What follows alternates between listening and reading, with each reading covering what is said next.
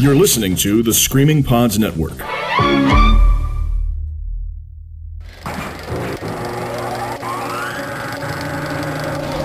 Something's coming.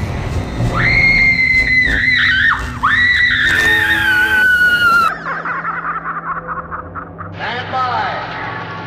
Hold on to your hats, here we go. Welcome to the Screamcast, episode 159. I am Sean DeRager, and with me is the lovely, the indelible, Stephanie Crawford. Is indelible a word? You're the linguist expert, Stephanie. It is a word. Is it a I don't know if positive I word? would. I don't know. Yeah, well, I don't know if I would have used in that context, but I'll take it. Indelible, making marks that cannot be removed. You're making a mark that cannot be removed. You're Stephanie fucking Crawford. Woo! I'm saying, making a mark with the pen, not the keyboard, on the internets, writing You're not gonna rap, are awesome you? things. No. Where are we at with the your series? Tales from the not Tales from the Dark Side. Good God Almighty. Sean keeps up, everybody. Tales from the Crypt. Tales from the Crypt. Where are you at with that series? Where are you at now with that? Because you were just going. Are you just going through the entire catalog? Yeah, until they fire me. Yeah, I'm going through the whole thing. We're in the middle of the second season right now. It's a good one. Awesome. I need to dive into those. I have my big old DVD box set just waiting here for me to open up and watch. I need to do that. I think I could probably watch that with my daughter. Yeah. Some of them. Some of them. Gosh, I'll text you and I'll go, hey, we're about to watch this episode. Is this cool? And you can let me know because you're the expert. Yeah, or you could read my column and I'll tell you like everything you need to Yeah, know. but And you're it's like- really funny. It's not a dry recap telling you everything that happens in the episode. No, your writing is amazing. And where can people find that? That's over at Dread Central. Dread Central every first and third Tuesday of the month. Awesome. All right. So today on the Screamcast, we are going to be getting Nashee again. So let's get Nashee Part 2 is going to be going on. Scream Factory released recently, a few months ago, released another 5-movie set, and we're going to talk about it because Paul Naschy is the man. Yeah, he's the man and the wolf man. Mm-hmm. All right. But first, before we dive into that, let's do some What's on Our Doorstep. Holy cow, I almost forgot. We'll get the door.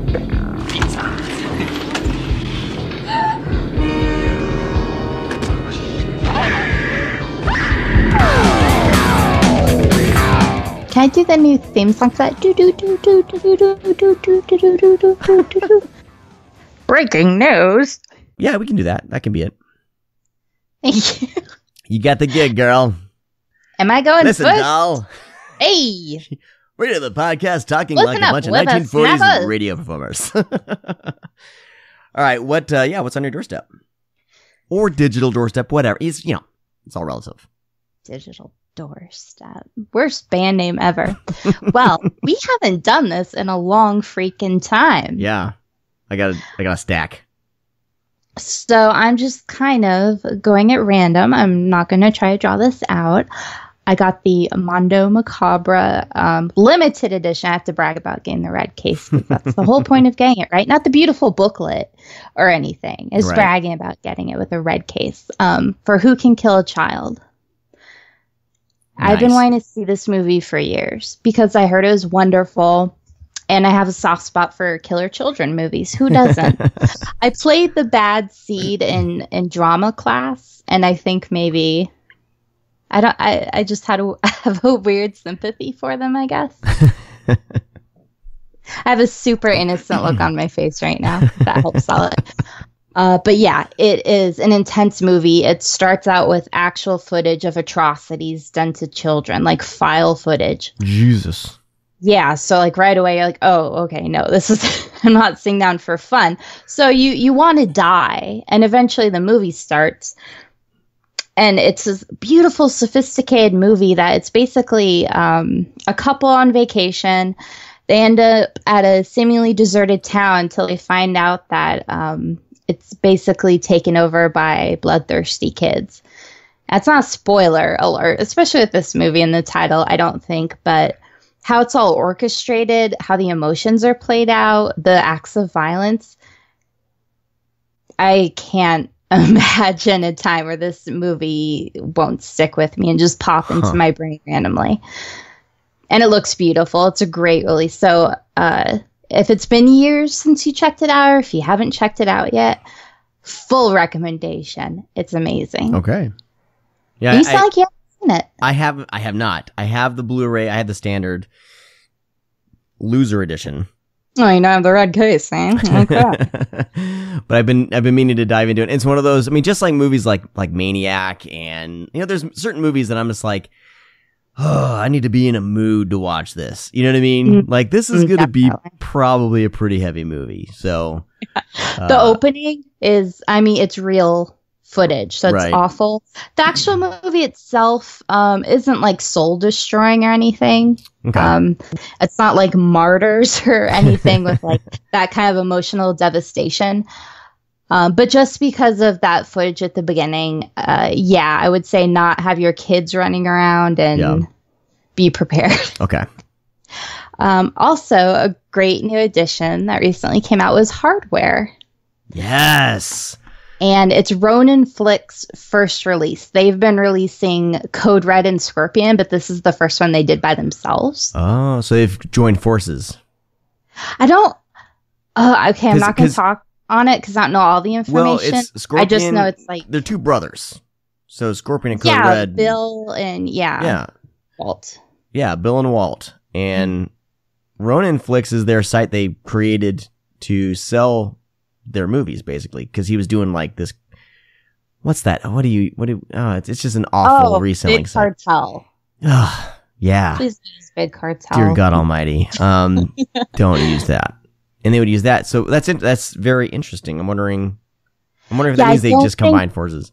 No, I don't think Bill is involved with Ronin Flicks because I think he's involved with that. Oh, that wrestling guy, Dark Force. Okay. Yeah.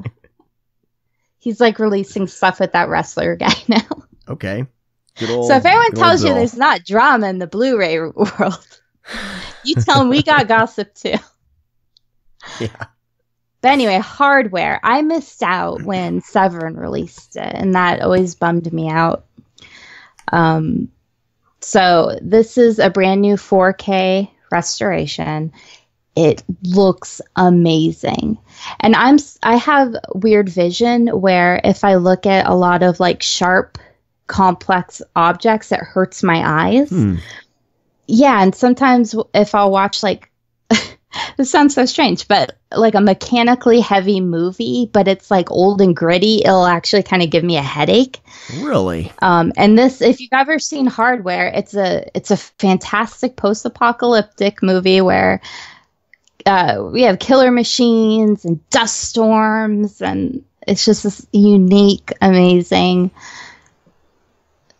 just a journey. I love it. I love that movie so much. I've bought I had it on VHS. I bought the DVD. I bought the Severin Blu-ray, and then now you're making me want to buy this other, because I was like, I already own it. The Severin disc is good. No, some people have asked me about this, and I'm wondering about the transfer. Comparing. Have you compared them? So this is the kind of movie that would hurt my eyes. Mm-hmm. And it's gorgeous.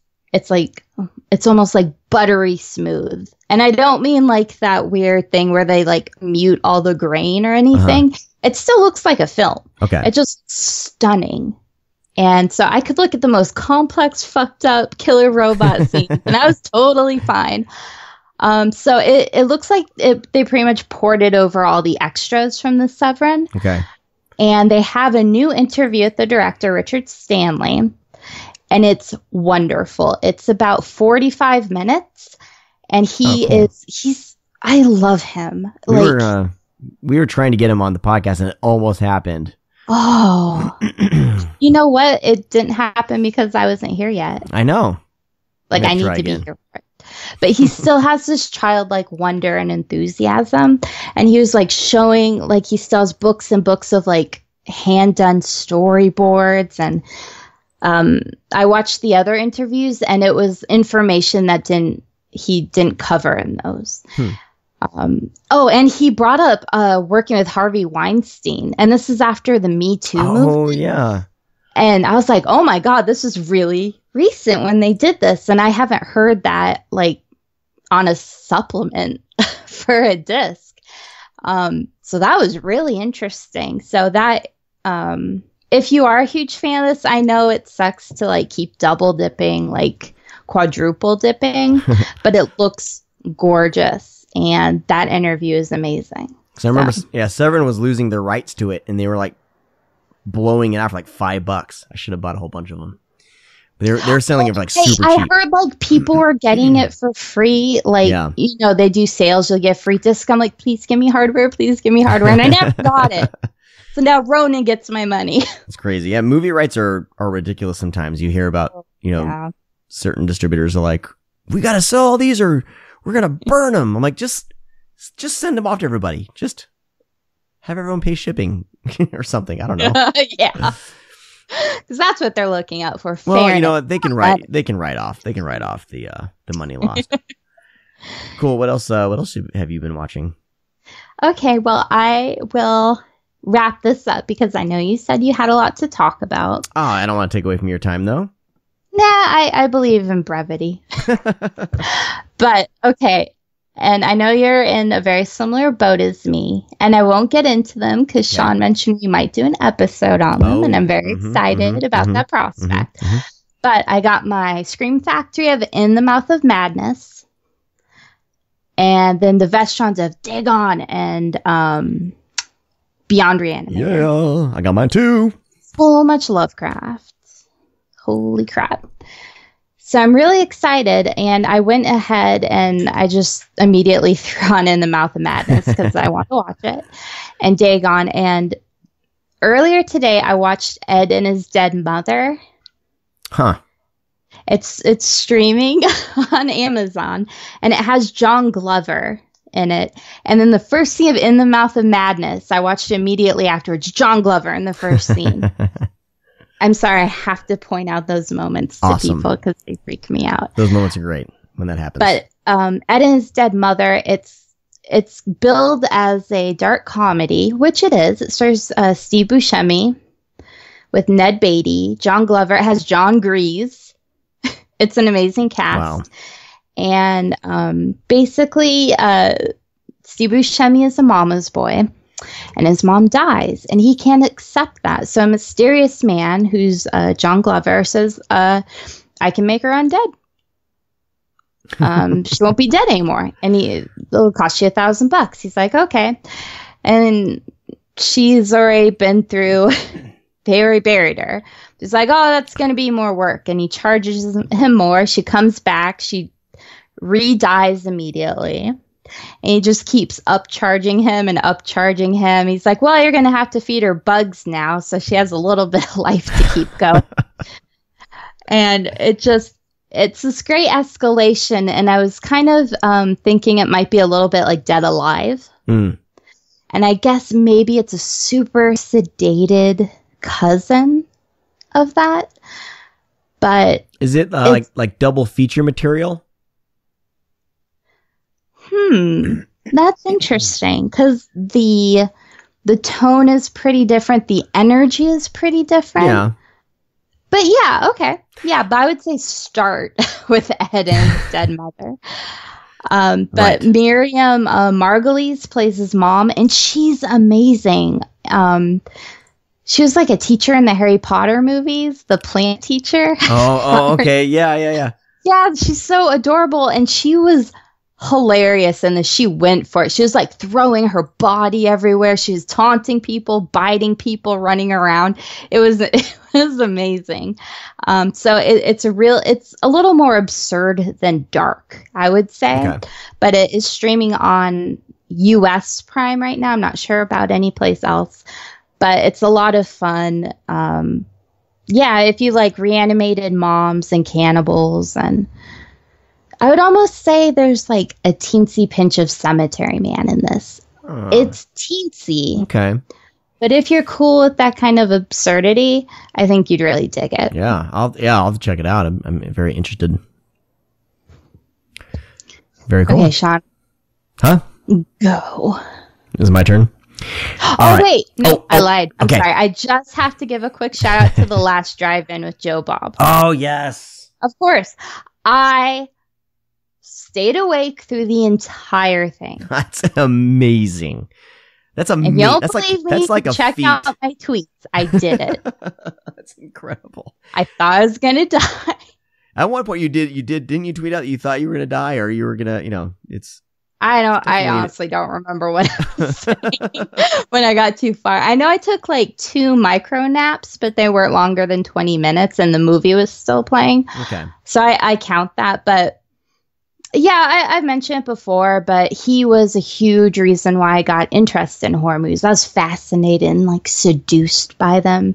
But he was the one that showed that they could be approachable, interesting people make horror movies. And if you learn about who made this one, then you can learn about their other weird movies and go on and on and on. And he was a huge influence. This was a big deal for me. So when I had trouble like most other people getting on at first. And then towards the end, when everyone got back on for the last movie pieces. But it was really important for me to just be there. Yeah. Like I prepped. I was ready. And now there's not specifics, but Shudder did say he's going to be returning for some kind of project. This is probably Shudder's biggest. This was a huge, huge success for Shudder. Yeah, absolutely. And very awesome. You know what's funny is like I don't know how I missed Joe Bob. Was he on like network TV or when did his show come on? He was on TNT. He was on something called the Movie Channel first. It was like Joe Bob's something. Mm-hmm. And then he was on TNT, which is when I saw him, and it was on Saturday nights. Okay. Yeah, and they, like, Penn and Teller hosted it for a while, but they settled on Joe Bob, and then this was at the same time that, like, USA Up All Night was on. It was like a really cool era to be a horror and a weird movie fan and review TV. I was a late bloomer in horror just because of my upbringing, my strong Christian evangelical upbringing, and same here, man. I had to sneak this stuff. So you were able to sneak it. But I didn't have friends who were into it, so I didn't even know about it. So by the time I heard about Joe Bob, his show had been done and everything, and I know him as Joe Bob Briggs, and I know that a lot of people love him, but I've never seen any of his shows or anything like that, which is crazy, insane. So did you watch any of the last drive-in? I wasn't able to. I have Shudder through Amazon Prime. I paid for it that way. Yep, they're all there now, and they're all separate episodes. Yeah, so they're all up there. So I'll definitely when time allows, I do want to check it out. Just like watch like his opening monologue for any of them. That's what I want. Yeah, I think that's the main thing I would want to check out anyway, because hearing so many, it was so cool, like seeing all these people watching this and all these stories about how they basically grew up with him and how he was so many people's entry point into horror movies. And like you said, so many people learned so much, and that even made their love for horror even deeper, because I'm the same way. When I learn about something, when I see how a movie's made, when I kind of start making the connections with different actors and directors and producers and even the score, like the composers, it just makes movie watching that much more fun. And you start going down that downward spiral of, 9 Inch Nails pun not intended, downward spiral of just learning about all these movies. And it's really great. So seeing so many people with that type of memory and that, all that connection, like that was really amazing to see everyone tweeting at the same time. It was very cool. It was a great moment for the community. Yeah, that was really gratifying. I will say real quick for you and anyone like you, if you're kind of curious but you're not sure which one to jump into, other than Tourist Trap, which was the first one, it's great. I would suggest Basket Case. Not because we all love Basket Case, of course, but Joe Bob was instrumental in getting that released uncut in the United States. And he's really good friends with Frank Henenlotter. And he actually got kind of emotional talking about it. So if you really, like, he cracks jokes the whole time. But if you want to see how he actually cares so deeply about these movies, Basket Case is the one I'd recommend. Okay, cool. Very cool. Well, I will dive into my stack here. And those of you Club Scum members, I do have a Sean's stack coming soon. I apologize for the delay on all the extra stuff. We'll talk more about Club Scum in a little bit. And thank all of you for sticking around with that, who are members. I think I need to send your mom a member's card, Stephanie. You better. She's the librarian. She takes cards very seriously. Okay. I was just, because she signed up and I was like, oh shit, I have to send a card out. And I was like, oh, that was Stephanie's mom. So, I'll do that. You have a fantastic mother. Very supportive. I do. I'm very lucky. Cool. Very cool. All right. So I have a stack of things to watch. I'm going to go through them fairly quickly. But I finally watched Resolution from good old Justin Benson and Aaron Moorhead. We actually interviewed them for their film Spring. And I interviewed them not knowing anything about them other than the movie Spring, which was funny, of course. Classic Sean.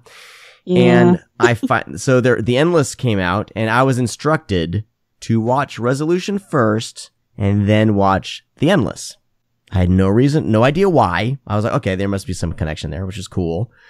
And so I watched Resolution, starring Peter Salela and Vinnie Curran.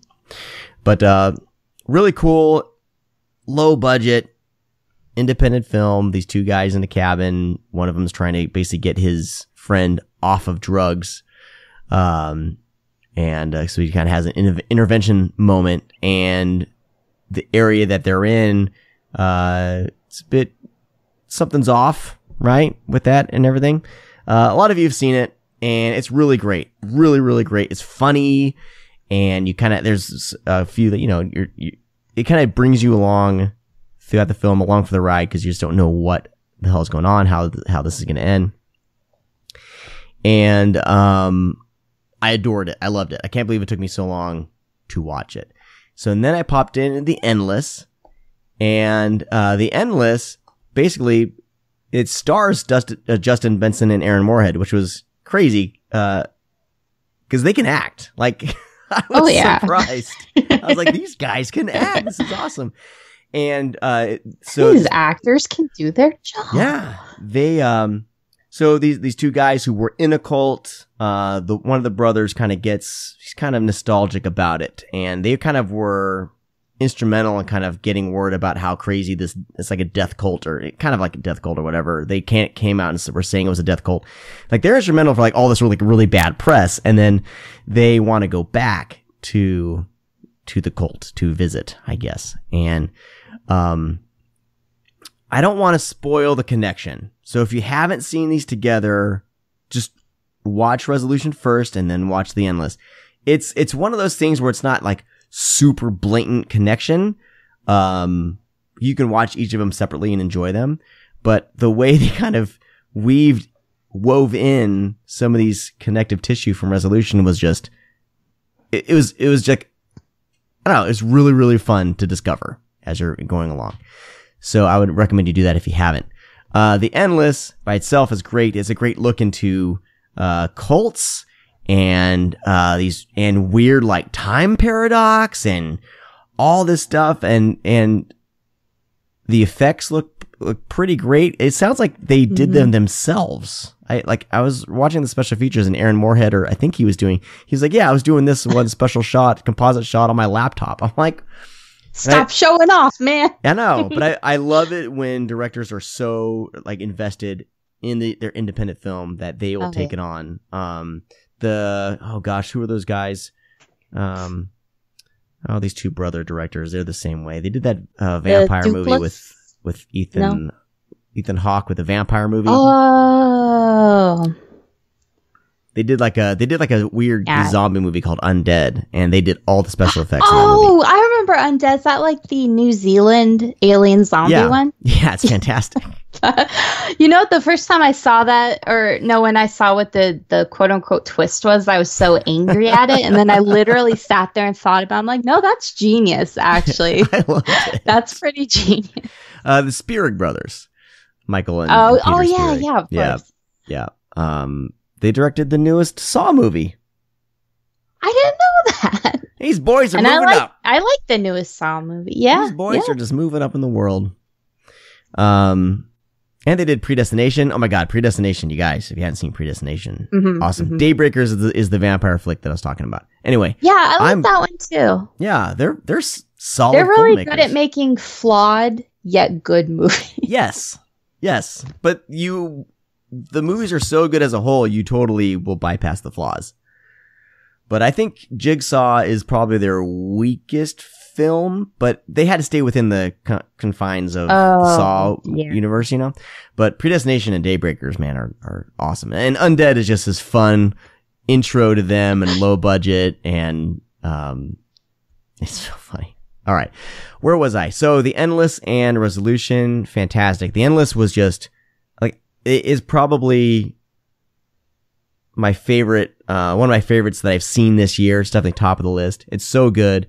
The score is done by the Album Leaf, and I've been following the Album Leaf like forever. And when I realized that they did the score, I was like, holy shit, this even made this movie even better. Knowing that group, it's this one guy instrumental, but the Album Leaf, if you haven't heard their music, it's just so damn good. I love little surprises like that. I think it's the album. Is it the Album Leaf? Album Leaf? I could be totally wrong. Hold on. So do you think watching Resolution before it helped make that one even better for you? Gave it more of an impact? It did, because it made it a little more fun. Like I don't like, you can watch both on their own. But it just kind of made me a little more invested in the film, and it was just fun little like Easter eggs. They're treated more like Easter eggs and not necessarily, well, I don't know, gosh, I don't want to talk about it. They don't need each other, but they work. But watching them together, I'm like, why would I watch it any other way? You know what I mean? Like after the fact, I was like, yeah, that was the way to watch the film. That's a great way to go about it. Yeah, the Album Leaf, they did the score, and the score's wonderful. All right, moving along. I got the 101 Films, the UK release of David Cronenberg's film Existenz. Existenz. I have not seen that in a long time. Starring Jennifer Jason. Is it Leigh or Lee? Lee. Jennifer Jason Lee. But see, send me your copy right now. You can't pronounce it. I should just not look at things and read them, because I see how it's spelled and I stop. I've always said Jennifer Jason Lee. I understand complex foreign names, but Lee? Really? And Jude Law. It's fantastic. The Blu-ray looks wonderful, and they'll deny it, because I asked them on Twitter and they denied it, but it is region free. They need to say no for contractual reasons. Like wink, like no. Mm-hmm. It's not. Okay. So it's labeled region B, but it is in fact region free. And some of these labels kind of get away with that. They're kind of like, we'll just say it is. And I mean, how harsh is the regulatory committee for that? Like, do we have goon squads checking? I don't think so. I really don't think so. Yeah. If it's a dying format, where are they going to find the money? Yeah. Existenz is great. Get this set. The set is awesome. It looks fantastic, and it comes like a little booklet. But man, what a film! I think it's even better now. It's interesting watching some of these films, because I'm seeing my kids play video games, and they're talking about VR, and they're talking about like, we're getting closer to this, and they're in their own little worlds, like they're playing with friends and stuff like that. We're getting closer to this type of thing, even more so than when this movie came out. So seeing Cronenberg's take on it with like the weird flesh gun, and the actual game things are like these moving organisms that you're supposed to like rub. and everything. Cronenberg, I want to see more sci-fi from him because Naked Lunch is great, and then Existence is great. I would love to see him do like more sci-fi stuff, but I agree. I liked Spider, but I'm with you. I'd like to see him go back into the sci-fi realm at least one more time. Get just one more, just super batshit weird, crazy film. We're demanding Americans. I am sorry, Mr. Cronenberg. All right, next I watched another Wolf Cop. It's a fantastic sequel to Wolf Cop. Don't expect anything more than Wolf Cop. It's a great sequel to Wolf Cop. Kevin Smith, not a good actor. Well, he hasn't made a living off that, and I think he's okay. He's in it more than I thought it would be. And I was like, oh wow. He plays like the mayor, and I was like, they didn't get Mayor McCheese? I know they didn't. No. Stop the grimace. But well, another Wolf Cop is great. There's another crazy werewolf sex scene in it. I don't know which one's better. They're both fantastic.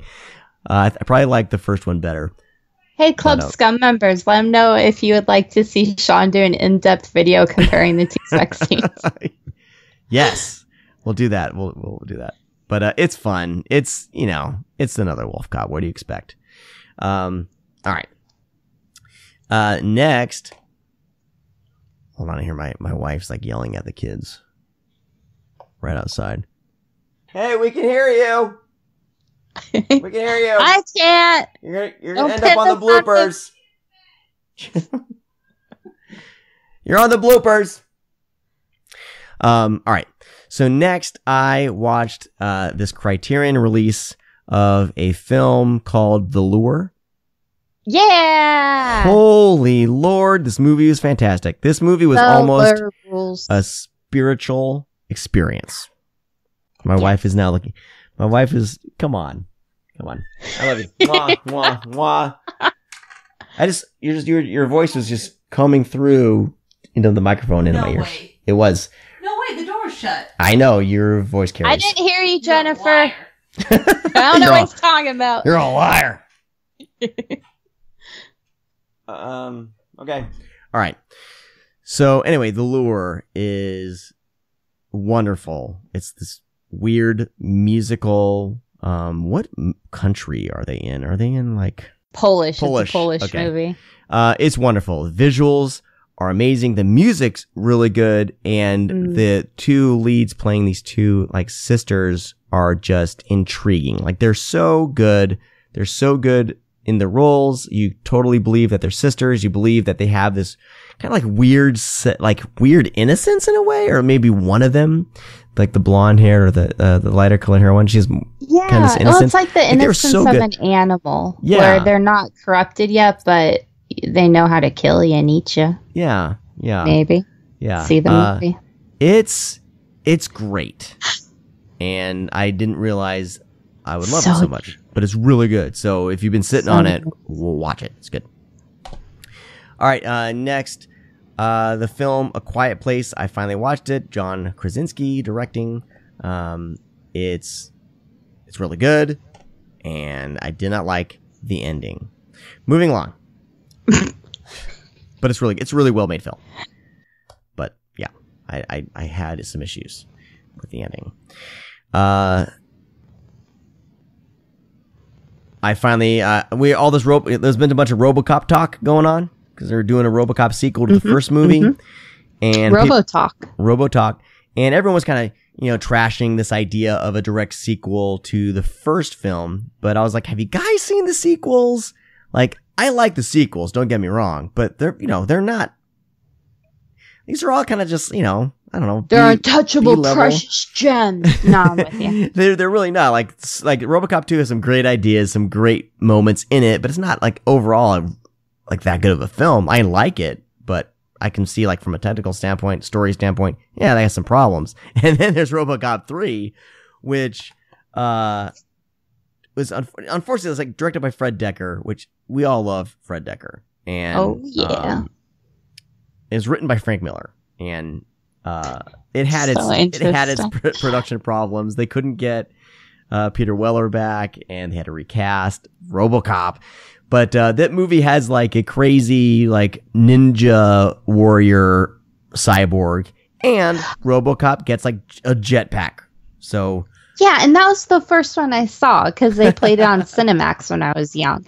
I'm like, why do people love RoboCop so much? I mean, it's kind of crazy, but come on, everybody. Yeah, because the way these sequels went were definitely more like, because they were getting action figures, they were getting a cartoon, they were like kind of, I don't know. It's a really odd path that RoboCop had, and then of course then there was the remake, and that tanked, which had some cool ideas in it. I liked some of the things in it. I like the part in the remake where it's just like his brain and eyes and like spine and like his hand. Like the only things because they've taken him out of the suit and it's just that's floating there. Have you seen Wino Cop? No. The sketch from Wonder Shows It? I have not. I will have to send it to you. All right. Stephanie's not listening to me. She's looking up YouTube videos. No, I'm almost done. I'm almost done. If you're a RoboCop fan, everybody look up Wino Cop. It's a little offensive, but it's amazing. I'm sorry. Someone did a YouTube thing where it's just him shooting everyone in the balls. You seen that? That sounds cathartic. No, it is. I'm going to. Though. So funny and so well done because they recreate actual scenes. They take actual footage and then they recreate, and it looks incredible. It's fantastic. All right, moving along. So RoboCop 2 and 3. I got the Scream Factory editions. The special features make these worth the purchase, especially RoboCop 3, because there's no way I'd buy it just for that movie. But the special features, the behind the scenes stuff, Fred Dekker is so like blunt about what happened, and it's a great interview with him, and it's very much like worth the special features on this. And there's even, I believe, there's commentary as well too. So, yeah, I will buy the worst movie if there's a truthful behind the scenes on, because that's so interesting. 100%. I got these on sale, so it was worth it. All right, I have a few more. I'm going to be done. Speaking of Scream Factory, Behind the Mask, the Blu-ray. I love the film. The movie holds up. And I really wish this would have got a sequel. It still could happen, right? It still could happen. Yeah, no, they're absolutely still talking about it, and they did comic books, and I did cover this movie with Brian Sauer on Just the Discs on the Screaming Pods Network, if you'd like to look that up. Good job on the plug. Thank you. But this movie's great. It holds up. There's another Blu-ray out there, but of course, these collector's editions with the work that they put into special features, 100% worth it. And it's great. I had a lot of fun revisiting that. All right, next, finally, two more. One's going to be super quick. I'll do the super quick one. Strangers, Pray at Night. Fantastic. I think it's a pretty decent sequel. Has a really kick-ass pool scene that everyone talks about, but it's that's pretty much the only scene people talk about. It's and great. I'm with them. That's the one. That scene is great. But I also think the scene in the trailer with Christina Hendricks, like I was like digging like little half moons into my hands. I was like, no. I mean, mainly because I love her and I don't want anything to happen to her. No, oh man, this one the kills hurt. And the first one's more played straight. This one definitely goes into slasher territory, but definitely you want this family to survive. You want them to get out of there. And the way, you know, it's great. And I don't remember what like I mean, this could be, they can really make this new series. I mean, if The Purge can have 4 movies now, I mean, the Strangers, well, I guess they can't now because I don't know. Well, you know what? That doesn't matter. It's horror. They can figure anything out. But I love, like, there's a scene with him dragging the axe behind him and it's, I don't know. It's just really, it's really well done. It's not like amazing, but it's a solid sequel. Hey, our favorite co-host is here saying goodnight to me right now. Noah, say hello. You're gonna get shy all of a sudden? Aww. Are you serious? You're gonna be shy? Noah, you're so popular. Say what's up, world, in the microphone. Say hi to Stephanie. Say hi, Stephanie. No? All right. Aw, hi, Noah. No one's going to hear your voice on this episode? Aww. If I tickle you. Aw. I got some noise from you. At least we got to laugh. Hey, good night. I love you. All right. I tried, everybody. You are not a good stage mom. I'm going to say man. it right now. All right, finally, dear God, everybody, I'm sorry, but people like this segment, right? MVD Rewind Collection. Have you been on one of Brian Sauer's episodes talking about any of these movies? The MVD? Not those, no. Okay. I love what they're doing with these films and their releases. They've done Attack of the Killer Tomatoes. They did Return of Swamp Thing, which is like Return of Swamp Thing is like a top 10 movie for me. I adore it. What else have they done? They did there's a punk rock documentary. I can't remember the name of it right now. So it's a solid lineup. I've been buying every one of them just because they're so well done. And I watched the film Abominable, which is it's funny because they treat all these like old. Whoa, did you hear that?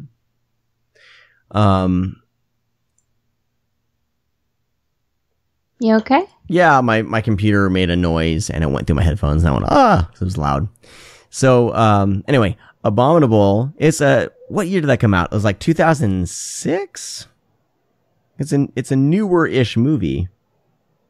Was it 2006 or the 90s? Yeah, 2005. Low budget Yeti movie, speaking of Yeti. But they make like the case look like an old VHS case or whatever, which is kind of funny that they do that for this one. Cause it never was released on VHS, but they did, the director, he went back and redid some special effects, and that was kind of controversial. Ryan Schifrin. And so he redid some of the special effects, and a lot of times, everyone starts thinking about George Lucas, but he basically just kind of cleaned up a few things. He made the eyes on the monster, I guess they were CGI, and it was like 2005 CGI. It was like done on his own, and they're like glowing almost too much, and so he wanted to kind of tone that down, like Rawhead Rex style. Yeah, and so it looks good. Like they did a good job with that, and so his little fixes and tweaks, not even noticeable. Like it's not like all of a sudden like this amazing CG monster or like because people are like, well, is he gonna replace the monster with like a whole CG thing? It's nothing like that. It's the little tweaks and things like that that he fixed, and I think he fixed a couple like computer screens. But this movie. Did you get the new Second Sight release of Extra, by the way? Yes. Okay, did you happen to watch any of the director's new version? No, that's when it's like 4 options to watch. I know, yeah, no, there's 4 different versions, but he went in and it looks so weird. It's like he put a weird Instagram like blur filter over the entire film. And he even did an introduction like, well, I'm sorry if it doesn't quite work, but I wanted to try me vision. Me did. No, that's a really offensive accent I just did. But that's it. We're going to get calls. So we're going to get angry emails. you have to watch at least a little bit of it just to see. Yeah, I need to dig into that. Extra wasn't meant to look like it was on Instagram. No. But Abominable is fun. The Blu-ray looks really good. It's not going to look amazing because it was low budget film, but I've always loved this movie. I've always had fun. Tiffany Sheppus's her character's death in it is fantastic. That's very memorable. Not just because of the nudity, everybody stop it. But it would definitely be if I did like a top 10 kills in film. Version? What's that? I'm sorry. There's only the one new tweaked version on the disc. No, they include the other version too, I believe. Oh, cool. Okay, I'm sorry. Yeah. It's like DVD quality, but they include that in there. But yeah, it's a fun movie. It's one of the better Bigfoot movies. We've talked about this before on the show, and it's like it's basically Rear Window meets Bigfoot, and it's pretty great. So had a lot of fun. Lance Henderson is in it. Who else is in it? Jeffrey Combs is in it. I haven't seen this. Oh my Dee god! Wallace. I need to get D. Wallace Stone. Yes. But it stars like Matt McCoy and Haley Joel. I don't know who they are. At first, I thought you said Eli Wallace. I'm like, what? Eli Wallace. All right, that's it for What's on Your Doorstep. Sorry, everybody. This is a big stack of films. I even left some films out.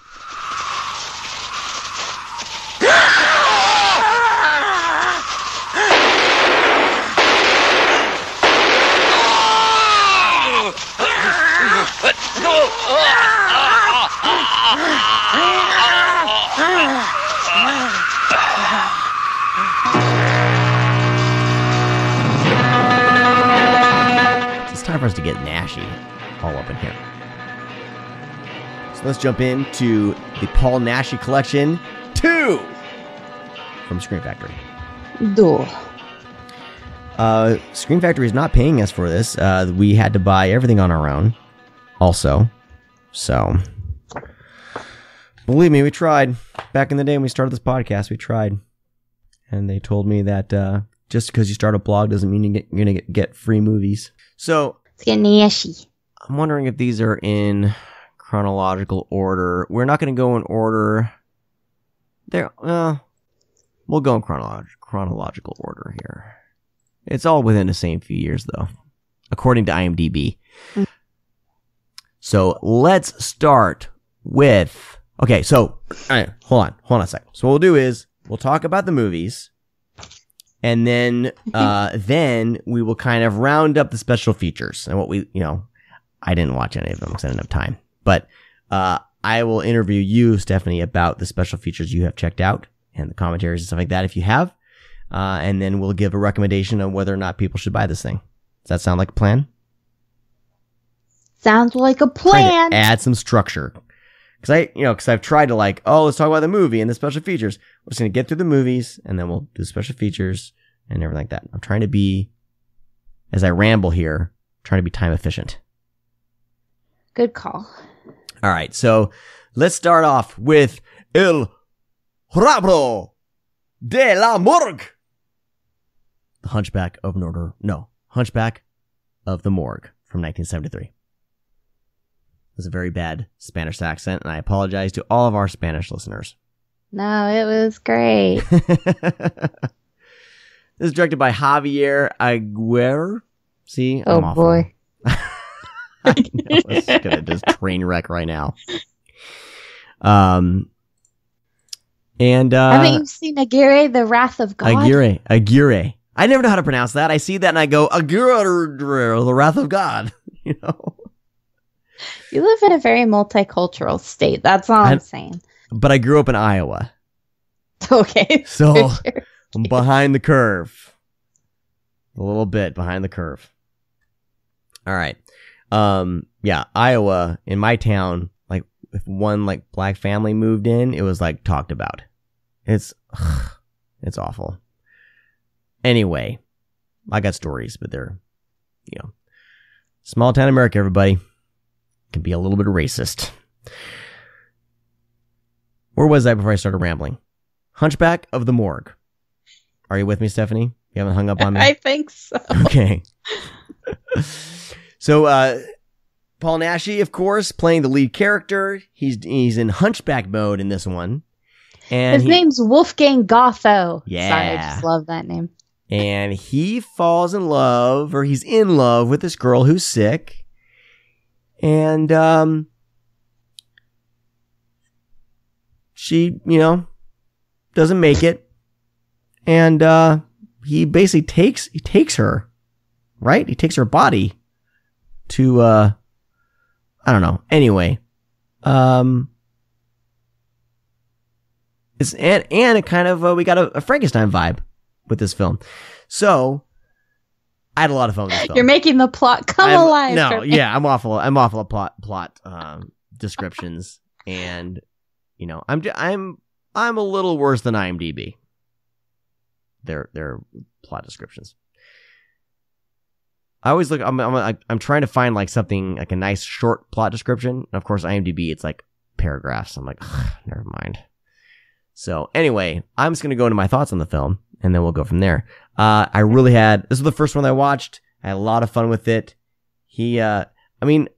I love how like Paul Naschy, like you know it's Paul Naschy, but there's like this versatility to him that you do believe that he's a hunchback. He's not, because he's not like overdoing it. He's just kind of that's what he is. Yeah, I think that's why he got called the Spanish Lon Chaney a lot, because he was really good at disappearing, not only into different roles, which I thought he was a fantastic actor, but it's a little bit harder, I think, working with prosthetic makeup than a lot of people assume. Yeah. And he seemed to, work incredibly well with it. Yeah, he just kind of goes with it and lets himself kind of, get into the role. And my only problem is they kept talking about how hideous he was. They didn't do anything to Nashee's face in this movie. It was gorgeous Nashee face. He just had a hunchback. It's like, you're hideous visage. It's like, no, he's cute as heck. He just has a hunch. Got the puppy dog eyes. You're better looking than literally all you dudes. What is going on here? Oh, you know what? I did take notes on this. I just remembered. This is one of the few that I took some notes on. Under Nashee Hunchback. My first note is about the big ass beers. Because the movie starts with these guys in a pub, and they're like, "Give us those large beers," and they have a chugging contest. And then I don't know why that's fun, because these were gigantic, cartoonishly huge cups. Yes. I mean, yeah, were they special made for the movie or what? I don't know. I'm like, is that something that they do? Is this something that was like a thing back then? Because these are all, a lot of these movies are kind of period films, and I'm trying to figure out what age this was set in. Because I have no idea. Yeah, there's no like title cards or anything. It's just, like horse drawn. And is it supposed to be Germany? It's supposed to be, yeah. They didn't actually film it there, but I thought they did a really good job doubling it. Yeah, no, it felt it. They definitely got the feeling of Germany. Just everyone speaking Spanish, what kind of throws you for a loop there. But yeah, so like I love the whole all that pub stuff and those guys, and they were introduced, of course, to Paul Naschy's character, the Hunchback. That reminded me of Hammer a lot, like all the action starting in the bar. Yes. Yep. Yeah, this was a very much like, it feels like a Hammer film. Definitely hits all the notes of those in it, especially near the end. Especially near the end, because he has like the laboratory and they're doing the the whole Frankenstein type thing.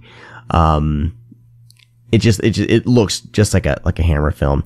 But one of my favorite scenes of the film, and I wonder how animal rights activists felt about it if they saw this, but the rat scene, when he goes in, the woman's body has been prepared, he steals the body, brings it to these catacombs or whatever, I don't know, and leaves the body there. And of course, what happens when a dead body's, sitting around? Rats are going to find it, especially in a place like that.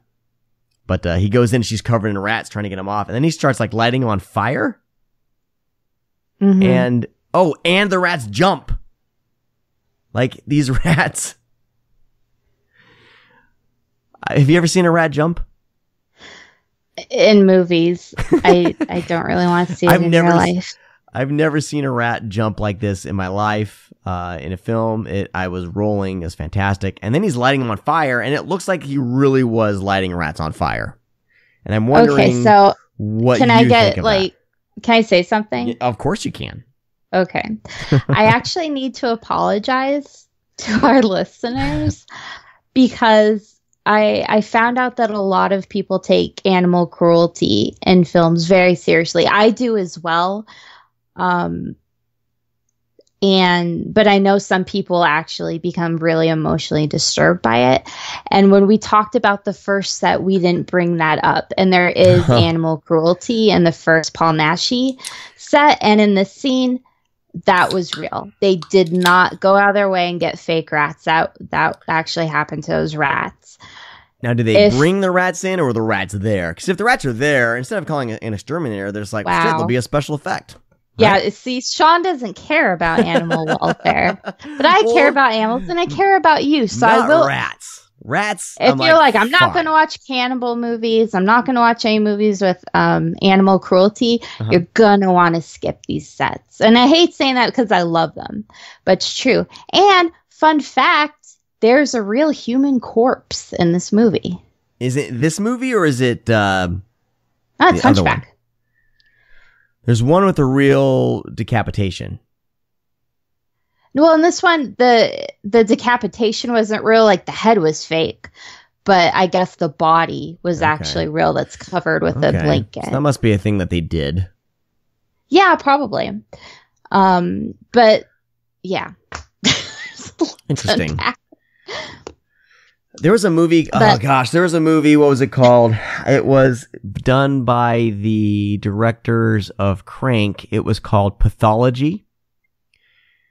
With the guy that plays Rocky's son in the newest Rocky Balboa movie, because he has the Rocky mouth. Rocky mouth. You know what I'm saying? And he was in Heroes. What's his name? Oh, is it Milo? Something like that. Mm-hmm. But he was in this movie called Pathology, and about people doing learning forensics, dissecting bodies, and I guess the big in the video store, the big thing they were highlighting was real corpses used, or like filmed real cadavers were used in this movie. And it's like, I don't know. So I guess they did that back in Nashee. It's all about that. Where are we going? I'm getting. So here's what I say. I always tell people, take everything. Sorry. Oh no, you're right. Sorry. Can in you my hear notes, me? yeah, in my notes, decapitation, real corpse? ? Gotcha. Okay, I have a story about this. I will go to this in a second. Continue. Cutting out for me. Can you hear me? Hello. Can you hear me now? Yeah. Can you hear me? Yes. Okay, that was weird. I'm not taking notes. We may just be like, no bloopers. This is just going to be uncut. I don't care. Oh God. All right. I found the decapitation story. I'm going to talk about that, but I wanted you to finish your thought or keep going with your thought or whatever. Just like my thought on the movie. You were going into something. Okay. So I always say I'm an organ donor. Take everything usable that you can from my body, then cremate me. Because I've seen that short movie Aftermath. And I've seen like corpse get misused in movies. And I do not want a bunch of people poking at my corpse. Just take the parts out, cremate me. Okay. I don't want to end up in like this isn't a terrible horror movie. Nashee's not alive anymore. Who knows what movie my corpse would end up with? Don't let me be a movie corpse, Sean. Okay. That's all I'm saying. All right. You got it. So about the corpse. Back to the corpse. So yes, this was the movie that a real corpse was used. They wanted him to actually decapitate the real corpse, I guess. He made like one cut, and once he did that, he got grossed out, and they were like, "Okay, we'll use a special effect for the rest of it." But in that scene, that you'd have to be a psychopath to go through with that. Yeah. And do you think cutting through a neck bone would be easy? No. No, you need not a real one. You need a bone saw or a good saw. Maybe a good hatchet, maybe. Or maybe you want to get. You can't skip arm day then. Am I right, Sean? Yeah, that's right, bro. That's right. Don't skip arm day. I don't know anything about cutting up bodies. I have no idea, by the way. If any authorities are listening to this and trying to use this as any sort of evidence, I am just being hypothetical. Sure. Okay. Another note is, of course, sexy Hunchback gets a little bit of action. It's Nashee. Mm-hmm. It's got to happen, right? He's pushed. He's not the villain in this. He ends up doing villainous things, but he gets pushed into it because everyone except the ill woman, his childhood friend, treats him like garbage. Mm-hmm. But before he's so sweet and he's so cute. I would totally fall in love. I did fall in love with him. He's a tragic figure in this film. because I love tragic figures. You do care for his character. Like, you do wish that things would not keep going the way they're going. You kind of hope you want the best for Nashee Hunchback. You know? That's right. But yeah, so it devolves into kind of this Frankenstein thing where they're trying to basically bring his friend's body back to life. This doctor he teams up with, his doctor's been searching for eternal life or trying to figure that out. And he figures like this is a good opportunity for him to number one, have an assistant, and number two, an excuse for him to be experimenting and all this kind of stuff. And it kind of goes in this weird Frankenstein reanimator type scenario. And there is an appearance of a tar sludge man. So I'm wondering, did that tar man, was that stolen from the, because this movie did it first from Return of the Living Dead? Do you think that they stole that? 100%. Because it's friggin' right tar in man. expose. Get those clicks. Get them clicks. Just make it up. Get them clicks. No, this anyway. is maybe the most gruesome Nashee film I've seen so far. Really? Was it? Yeah, I he think doesn't so. He doesn't go for the gore. And this one, it reminded me of like the gore, like I keep saying Hammer films, like in the Hammer Frankenstein films. It definitely feels inspired by those because it has like that kind of like the ones that are a little meaner. Yeah. Yeah. But yeah, that's But what was interesting? Jinx. They were filming Count Dracula's Great Love, available from Vinegar Syndrome, and I guess there's a car accident. And it took most of the cast and crew out of commission for a while. So they had to stop filming Count Dracula's Great Love. So they're like, well, let's start another movie. So they took a break from Count Dracula's Great Love and filmed Hunchback of the Morgue. Really? And then once they finished that, they went back to the much more romantic Count Dracula's Great Love. Yeah. Huh. That's awesome. You're making that up. No, it's true. And I've, heard of like movies, especially very low budget movies kind of being made like concurrently, but I've never heard of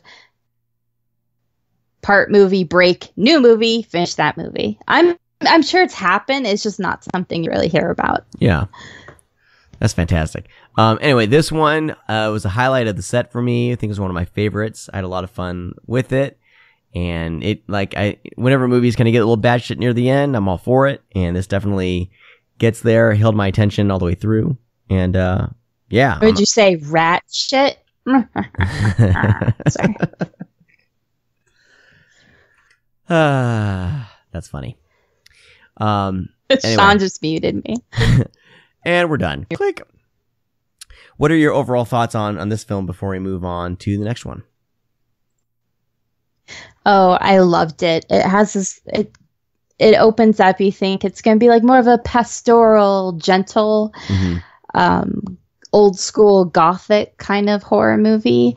It is gothic, but yeah, it just gets really gory and mean and just handfuls of guts dripping, and it's a great build. This one's a lot of fun, and it is. On a truly serious note, it's really, really unfortunate about how the animals are treated in these films. Like it's even before all the laws were put into place, it's kind of crazy that you would just think to do that and think that was okay. But like I said, they're rats. They're rats. Putting that aside, people don't want rats. They have nerve endings and families, Sean. Well, whenever a rat comes around my house, their life is very limited. And if that rat you make sure you film it and you can use it. Yeah, and it'll be great. I just kill and throw in the garbage. That's about it. And if that rat has babies, those babies aren't even safe either. Sorry, everybody. Sorry. Can we move on before I quit, please? Apologize. These are the if you're a homeowner, this is things you need to think about. So you may have to kill some rodents if you're a homeowner. I'm sorry. It's called real life, folks. This is real life. This is real life in the streets of suburbia. All right, let's move on to, okay, we're going in chronological order. So we will talk about 1974's El Mariscal del Inferino. Devils Possessed. Da-da-da. Now, the only synopsis for this on IMDb is, an evil ruler uses witchcraft and evil spirits to keep his subjects in line, but his reign of terror prompts the people to revolt. It's the whole movie right there. Why should we even talk about it? Yeah, Nashee's a big old jerk in this one. He's not a no nice sweet guy. hunchback in these parts. No, this one, It has an eye patch, though, which I have a weakness for. well, Now I'm imagining him as a hunchback with an eye patch. I'm enjoying it. I'll be honest with you. I'm sorry, we're talking about the film. He kind of gets the eye patch a little bit later, right? Now, is he really a bad guy, or do you think he's maybe being manipulated? Okay. Do you think evil deeds are excusable if manipulation is involved? No. I'm just curious because this is the one where he's like is king and queen, right? In this one, and she likes performing, like she likes having rituals and things out in the courtyard, as you do when you're an evil ruler. You have nice little rituals and virgin sacrifice as you watch. And this one's a more medieval setting. Yes, and this is another kind of Hammer feeling film, definitely medieval, and I gotta say with these films, like the costuming and everything is wonderful. Oh yeah, no, they're the Spaniards. They know their fashion. Cut out the Spaniards are good at fashion. That's not offensive. I mean, it's true. It's not offensive. Being good at fashion is offensive. good. I just sound like an idiot. We're leaving it in. Okay, fair enough. Just because we just had this little exchange, and I think it's funny. Paul Naschy is sporting some really good beard in this one. This is when he has like little triangles kind of coming up, like little yeah. It's very Robin Hood kind of visuals going on here, and he's very much the Sheriff of Nottingham, the bad guy. Yeah. Yes. Yeah. He's the Sheriff of Nottingham. Mm-hmm. Of Nashee Ham. I'm gonna stop, and I apologize. What's great is like he's doing all these bad things because he believes that if he does all this, then he'll basically become ruler of the world. Like he feels like he's led to believe by his wife, by the queen, that he needs to perform all this stuff, do all these nasty things in order to, enter in the devil's reign, right? Devil's possessed, right? Devil's in the title. And of course that prompts the good old revolt that happens, and it's great. I think this movie I watched these like all within like 3 days. They're all running together, but he's pretty much like the main character in this, right? I mean, do you follow him mostly through the movie? Because normally there would be like, oh, this person's is the good guy and the bad guy, but we follow him a lot. Who is the hero in this film? Well, I don't know if there's a hero. I guess he's both the antagonist and protagonist. But he has an amazing beard, he has an eye patch, and he carries around an adorable fox in the movie. So he's absolutely the main character. Okay. I'm trying to like remember all these everybody in my head. He's like, I mean, there's a philosopher's stone, there's alchemy, he's kind of a Macbeth figure. Yes. There's hypnotism. People are like listening to secrets through a funnel in the wall and whispering things, and it's one of those like old school intrigue movies. Yeah. No, it's great. The sets are great. I mean, I had a lot of fun with this film because a lot of these films, like, I just get lost in kind of the pageantry of it all, and this one was very easy to do, and especially like these medieval type movies, I eat those up anyway. So No, and it's funny. That's part of the big appeal of Paul Naschy, in my opinion, is that, he's playing a violent hunchback in one movie, and then next thing he's kind of a doomed romantic, satanic knight figure, and he can be, we won't get, then he could be like a police commissioner, and you buy all of it.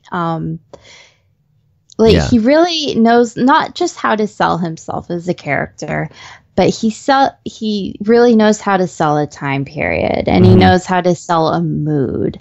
And this might be the moodiest in this set, I would say. Yeah, and some good old medieval torture and murdering in this film. This was actually apparently loosely based. The script was loosely based on the life of the infamous child serial killer Gilles de Rais from the 1400s. But he was a knight. That's I'm gonna get lost into a Wikipedia thing, but yeah, he was a conviction as a confessed serial killer of children. So he was a companion in arms of Joan of Arc. What the hell? Wow. Okay, there's some great... it was a messy time period. You can get lost into some history in here, but this movie's a lot of fun. I just had a lot of fun diving into this one, and I think when it's all said and done, when everything's said and done, his character I think gets what he deserves. I think I laughed when he. Oh, spoiler alert, well, yeah. Gets if you like demise. Kind of operatic scenes and medieval torture devices, this is like. If you want to unwind with your friends after a good Ren fair, throw on television. Yes. Yeah. It's awesome. And there's some swashbuckling in it. Yeah. There's a sword fight. It's not as good as the Princess Bride sword fight, but you get the idea. It's or Robin Hood Men in Tights, but it's still really good. Because they do that. I'm going to jump on this table. It just makes no sense. Like, it's very much like... choreographed, but they're both not stunt actors. Like, they both are, they're just kind of going through the motions with it, but it's very entertaining. All right, so that is Devils Possessed. Any last anything else you have to say about this film? It's a lot of fun. I one of my favorites as well. It's beautiful, it's fun, and it's hunky evil Nashee. Yeah. Beard goals. Yes, they hashtag. Hashtag beard goals. To. Beard, are they beard daggers? People know what you're talking about if you don't hashtag it. Beard fangs. What would you say those are? No. Do they have, that's got to take some skill to kind of make sure you shave that properly. Yeah. And also you have to hate kissing other people. Yeah. Just hate it.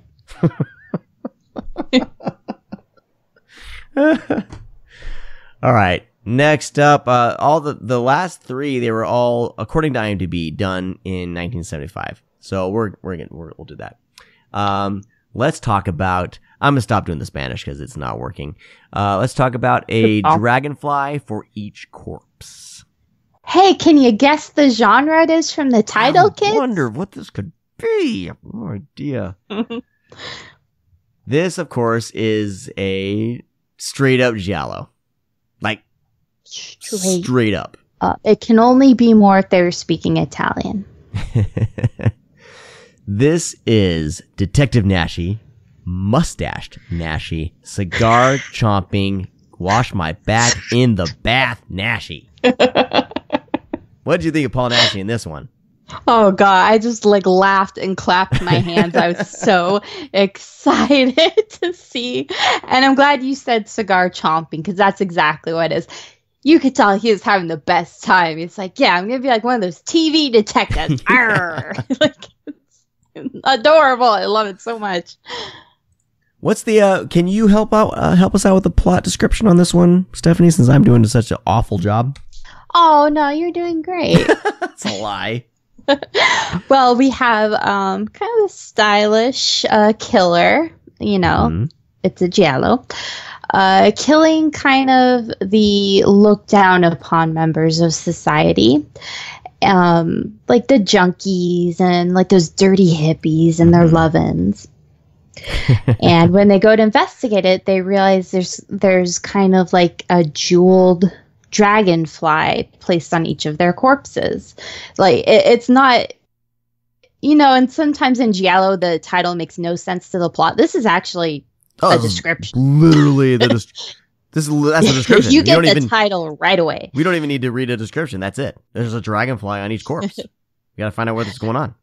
Exactly. So they're like, oh, the dragonfly represents like sin and vice, which I've never heard of before. But, they're the inspectors. I'm going to listen to them. So Cigar Chomping Nashee is on the case.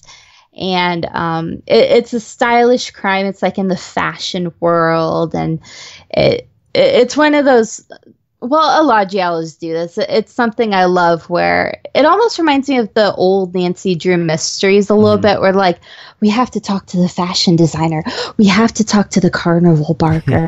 We have to talk to the artist. Yeah, it's great. These different set pieces and you're like, oh, they're going to have like a career themed death. I just know it. And it's a lot of fun. So it's kind of the classic giallo slasher mystery setup. But I'll go into my thoughts since I'm already yapping. I love this. I'm a big fan of gialli. And it's always interesting to see ones that aren't Italian, to see how they handle it. And this, it had everything. It had the charm. It had the style. The kills were really well done. And Nashee almost took me out of it a little bit just because he was so... It was like he bought a detective inspector costume at the store and like put it on like, now I look hard-boiled. He's in it, man. He's in the character in this one. He is... I don't think... that I've seen him like this yet. I can't remember all the other films we talked about in that last set. But was there any? There was a modern film in that one, but I don't think I've seen him like this. Like, just the facts. Yeah, there's Blue Eyes of the Broken Doll in the last one. That was kind of in this vein. Oh, and there's a scene where he's wearing an apron in this getup. Fantastic. And his wife comes home and he's like, "Hello, blah, blah, blah," I really like his relationship and with she's his like, wife. Yeah, she's and it's awesome. a giallo, so she's a beautiful redhead. Of course, they keep tradition. I gotta tell you, the Spanish women that he chooses, that whoever the casting department is, whoever's in charge of that, stellar job. Yes, absolutely. Because every one of these movies, just these eyesore in the bunch. These stunning, beautiful women, and they all love him. Like, he's even a hunchback, and a beautiful woman loves him. Oh, I loved him even more. Can I bring something very strange up? This is the Screamcast, of course. You don't even have to ask. I apologize. I don't remember the exact film it was in the last set, but Javier Bardem's mom actually had a small role in one of the films. And in this movie, A Dragonfly for Each Corpse, when they find some of the bodies with the dragonfly, they say something like, it was sewn into the clothes of actresses, prostitutes, homosexuals, anyone they think's immoral. And I remember the speech Javier Bardem made at an awards ceremony a number of years ago, and he got made fun of it a lot. But I thought it was actually really good. And he was saying it's kind of amazing that actors are getting these like amazing awards and these expensive ceremonies, because actors used to be thought of as like trash. Like, oh, they're all junkies and homosexuals. Like he used that language. And when that line came up, I immediately made that connection in my brain. Well, so I'm kind of... Yeah, it was Blue Eyes of the Broken Doll. That's... That's when she was in? Yeah. Yep. Wow. Okay. Well, symmetry. Yeah. But yeah, but that would make sense. Like, you got to, like, Javier Bardem, like, for sure has seen these Nashee films. You know what I mean? So, I guarantee you he saw a Dragonfly for Each Corpse. Parents. I never know. I think they do. I like to think they do. we were watching something with the family, and Colin Hanks showed up on some like cooking reality show I was watching with my kids, and I was like, oh, I heard about that.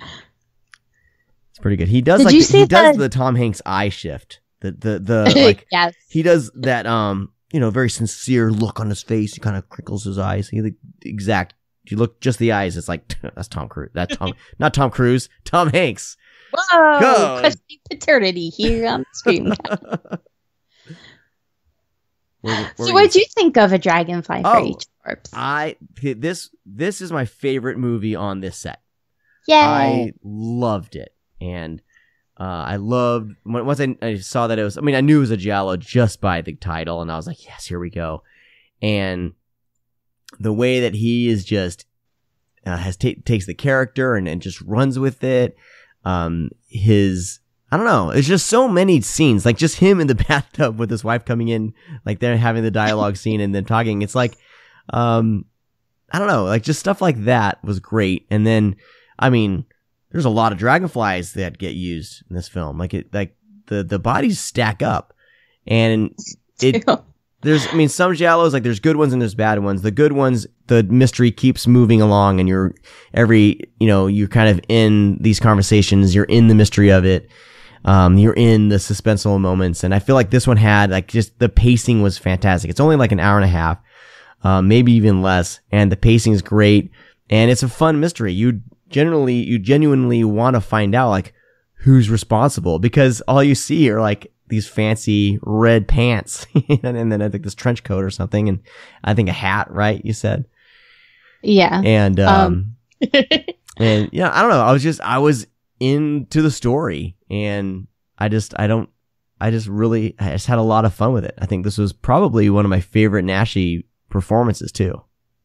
I agree. Oh, important note, Nashee beats up a group of Nazis in this movie. There's your ticket price right there. Oh man. Yeah, this is great. And if you're a fan of giallos, I think even if you haven't seen too many giallos, like there's a lot to like in this movie. It's only 85 minutes. You have time. It's not going to take up a lot of time. Give it a shot. But yeah, this one was really fun. And I like seeing, Nashee doing the giallo. Like we said, there was one on the last set, and there's one in here too. So, I think there's 15 total murders in this film. A little bit of trivia. 15? 15 is what it says. I found some blogspot thing called Giallo Files, and I'm kind of looking through it right now. Method of kills, sword, umbrella knife. We didn't mention the umbrella knife. Fantastic. I don't think I've ever seen that. That's a classy way to kill someone. Hatchet. Unknown, jump out window, strangled, umbrella knife. Gun, beaten with golf club, fall from building, knife. This is fun. People need to do more of these websites. I like these goofy old sites that people used to do. Goofy. I don't find. I mean, not goofy. It's fun. I mean, they don't have like the web design skills. They're just using some template from Blogspot. But I love these. There was one called. There's nothing wrong. Gosh, there's a website called like bmovies.com or bmovies.org, and it was fantastic. And I could never track down the guy that ran that site. I always wanted to talk to him because. Oh God, I love old school like horror exploitation weird movie sites. Yeah. I didn't know who, like, the person had a Twitter but never used it. It was just weird, but it was like so good. So funny. I can find anyone. Just send me the information. Okay, I'll try to remember what the website is. I'll find them for you. Anyway, so this is great. If you, this is the highlight of the set for me. And the set I don't think was too expensive. And if this is something you want to see, there's definitely, so far there's 3 movies that I can highly recommend. And this is definitely, for me, my favorite one of the set. So that's a Dragonfly for Each Corpse. I don't think I have too much more to say about it, unless you do. But it's a good one. No, we don't want to ruin it. No.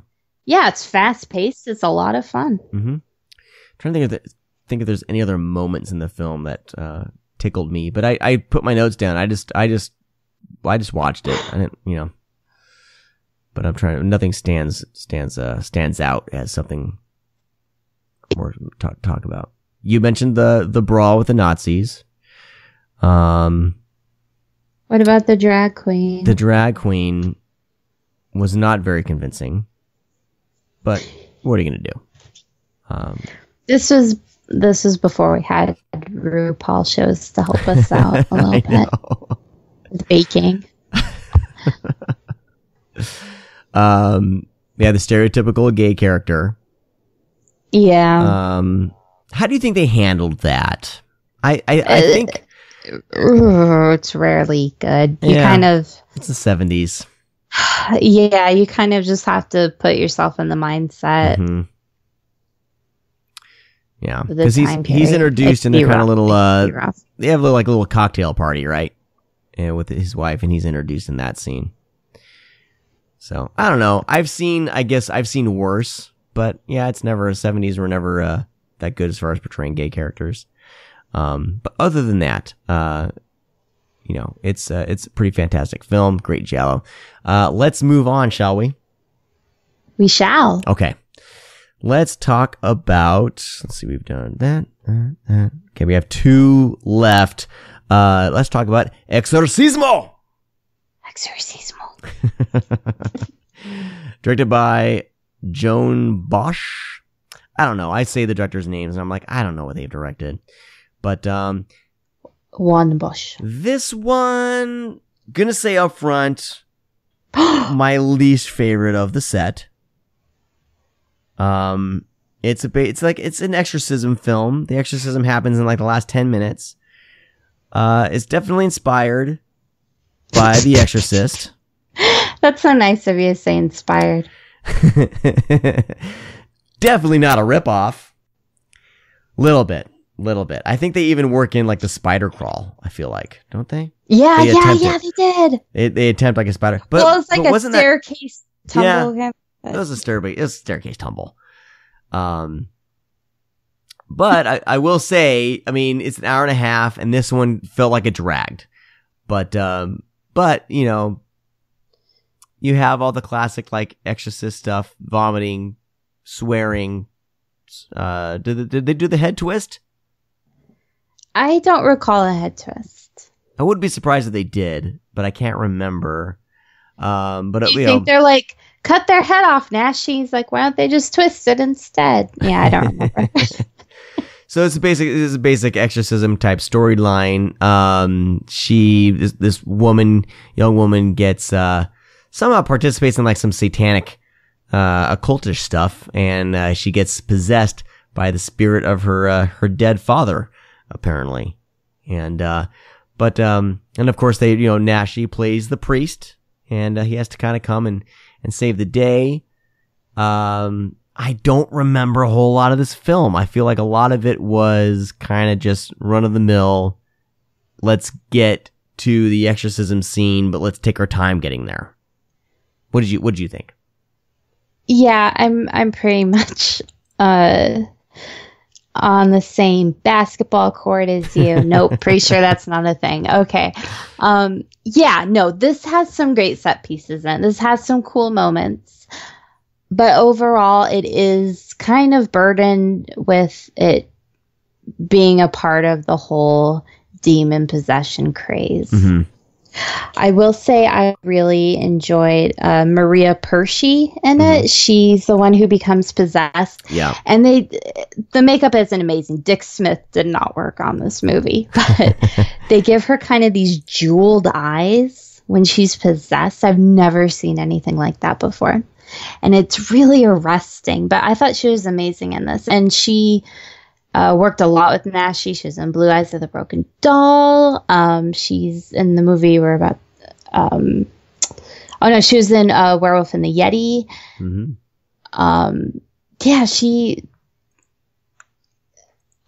This is a complicated movie for me a little bit.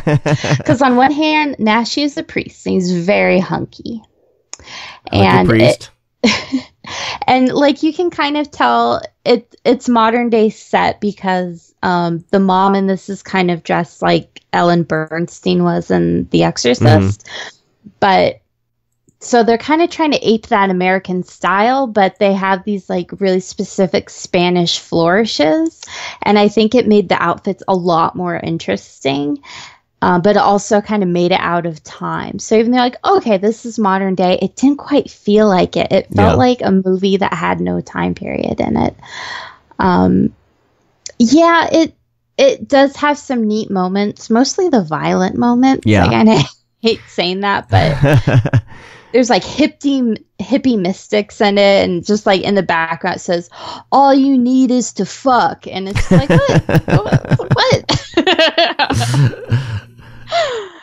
Like this, I feel like this movie didn't really know what it was trying to be, what it should have been. This is a movie with no country, with no home, with no time period.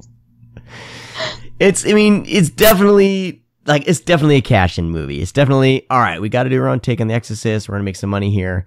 I was trying to find out when exactly did The Exorcist come out. And then my computer went crazy. Oh my god.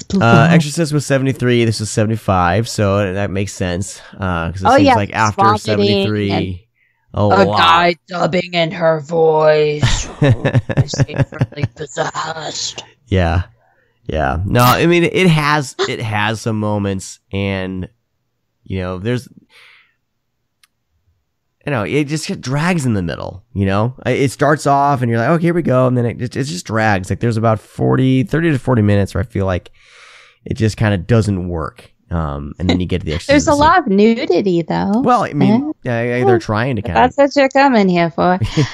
Yeah, like I will say, this is not a crappy movie. It's not a terrible movie. It's not painful to watch, but I will say it's definitely on the weaker side of the set. Yeah. But I mean, it's still an interesting. I still feel like these are interesting. Like you have a Spanish take on The Exorcist. I mean, that's pretty cool. We'll talk about this has probably the longest list of extras. We'll talk about all the extras in a second. But I want to move on. I don't think we have too much more to say about Exorcismo. I will say, with the relationship between Catholicism and Spain, they could have done a lot of really cool different things, but unfortunately this was just made to... I think that's like, I was kind of hoping for that. You know what I mean? Like I was hoping that would get brought in more, but I'm surprised. Yeah, that would have been so cool. Yeah. But it's a cash-in. So. It definitely is, because, yeah. Anyway, all right, let's move on to the final film in this disc, and the best title. It is called The Werewolf and the Yeti. Speaking of Yetis, by the way, I forgot to mention this when I was talking about Abominable. I got to do a little podcast plug for our friends over at Psychotronic Coast to Coast. They did a double feature of Abominable and 1977's Snow Beast. So if you want to hear some talk about those films, definitely check it out. Those guys are fun. I don't know. They're fun. Owen Neal and Skin Slip. These guys are their names. Love you guys. Hugs and kisses. Fantastic episode. But yeah, they talk about Abominable and Snow Beast. And so now we will talk about Nashee versus Yeti in a movie that had a bunch of different names. On IMDb, it's listed as Night of the Howling Beast, where what's Sorry, that? go ahead. Is there more? No, go ahead. I mean, there are, yes, but... This one is, takes place in the Himalayas. There is a Yeti attack in the beginning of the film, and these guys need to do an exposition to get up there and figure out what the hell's going on. But the locals know that there's shit going down, not just Yetis, but there may be some people disappear up there. And so they have to take this expedition to kind of get up the mountain. And Paul Naschy is a part of that. My wife's interrupting again. She's sneaking in here. So Nashee, of course, gets captured by these two women who are, first you think maybe they're cannibals, but they're not. And he contracts the werewolf disease. And we're still looking for that Yeti. I felt like we were kind of waiting a little too long for the Yeti. What do you think? What are your thoughts, Stephanie, on the Yeti to werewolf ratio in The Werewolf and the Yeti? I absolutely agree, because that title is a title. Like, you see that on the marquee in the 70s, you're like, oh boy. Oh, there's going to be some sweet Yeti and werewolf action here. Especially with Paul Naschy, who is very famous for playing the werewolf. It's kind of funny how light they are on these sets. Yeah. It kind of makes me wonder if they're planning a werewolf-centric one for his most famous roles. Maybe. That'd be cool. But anyway, no, I'm with you. It's... Cause I like a lot of this movie. Like, there's a lot of this movie I really like. Oh, yeah. But just a little light on the Yeti. There's parts of it that remind me of Alucarda, and I like that a lot. But, yeah, I guess it's a good but uneven little movie. Mm-hmm. And did you notice that there's that naked scene where he was kind of being turned into VHS quality for a second? Yeah, on all of these... And before every movie, when you put it in disc, they do say that they kind of push the blame on the Spanish people who have the rights to these films in Spain. Because there's like, these are the masters are in Spain. We didn't get to redo them. We didn't, So I think what they must have done is splice in some lower quality footage to kind of make these uncut. But on each of these films, it has some of those moments. But, that kind of thing has never bothered me, but I do think it's worth pointing out. I know it does bother some people. Yeah, which Scream Factory is smart to put that up there in front. Like, look, guys, right?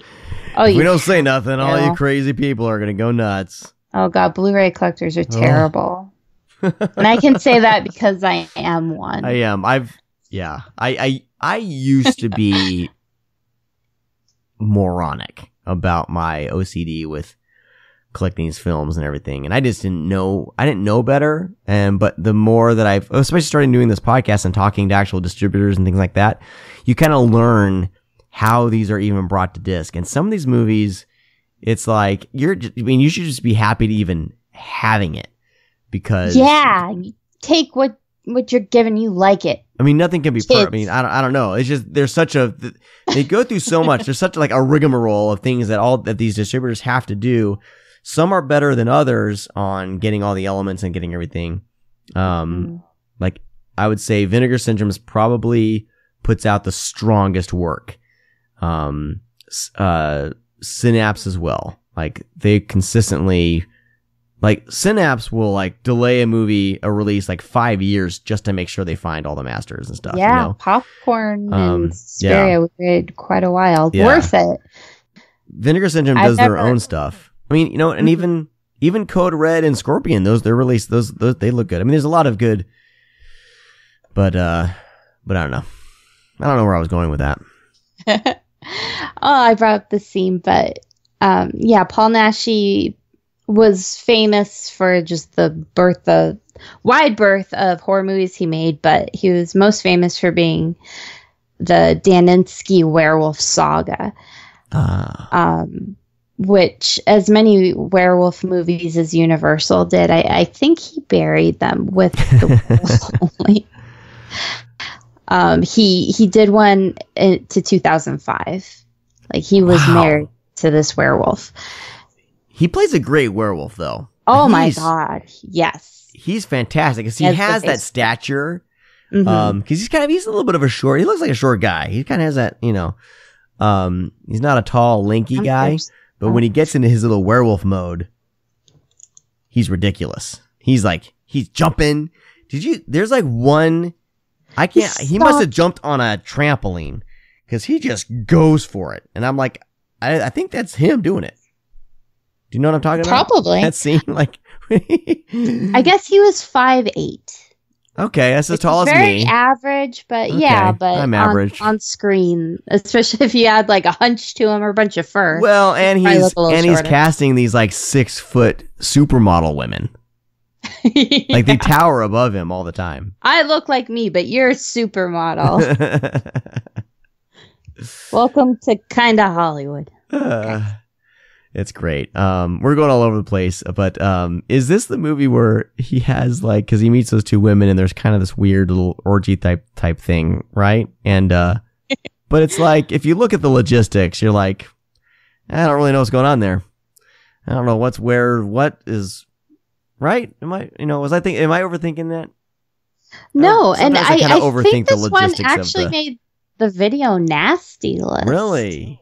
Okay. Yeah, but a lot they're of stupid movies. Well, they're just that list. down there slobbering all over, just moving around and gyrating, and that's about it. I mean, yeah, like what? It's basically what can we do without actually showing obscenity on film? He either has. Sorry, I'm cutting you off. I apologize. Better. He either has two penises, or one of the ladies just didn't know what she was doing. That's always possible, but now I'm kind of wondering if werewolves have two penises. They might. You never know. But this is pre. Was this pre? This will take study. Was this pre him turning to werewolf? Golly, yeah. I guess we're gonna have to chalk that one up to an experience. Damn, I was intrigued for a second about the double penis werewolf theory, but I got nothing anymore. Well, maybe it was one of those things where he had the genes already. He just needed a little bit of, just a bite makes to. A great werewolf. I think he has 2 dicks. Yeah, let's recruit that guy. Hey, if the director of Another Wolf Cop, there's an idea for the next Wolf Cop movie that has to happen. Please give us a consulting credit. Please. That's all we have. This is it. It's a small fee, not too much. $20 for each of us. So that's $40. You're welcome. There's so many great little moments in this film, though, because half through the movie, I'm like, okay, where's the Yeti? Where's the Yeti? There's some great every day of my life werewolf fighting action. He's great. There's a little bit of lost love because he has this terrible secret because he's a werewolf, but he loves this woman and she loves him. And maybe I saw you last night decapitating some guy, but I still love you in human form.